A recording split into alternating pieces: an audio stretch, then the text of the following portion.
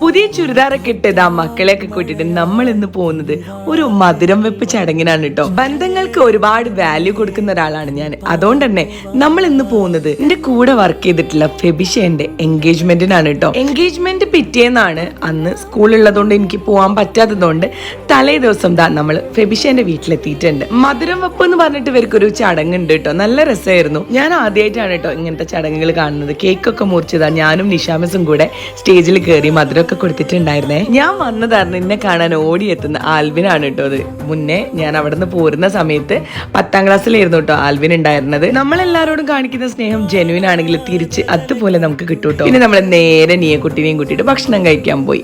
നല്ല ഗീ റൈസും ചിക്കൻ കറിയും സാദാ ചോറും എല്ലാം ഉണ്ടായിരുന്നു. അപ്പം അത് ആസ്വദിച്ച് ഫുഡൊക്കെ കഴിച്ച് നമ്മളിതാ തിരിച്ചു പോന്നു. പോരുന്ന വഴിക്ക് ഓമശ്ശേരി അങ്ങാടിയിൽ ഇക്കാൻ്റെ അടുത്ത് ഞാൻ സ്ഥിരമായിട്ട് വാങ്ങിക്കുന്ന പോലെ കടലയൊക്കെ വാങ്ങിയിട്ടാട്ടോ പോകുന്നത്.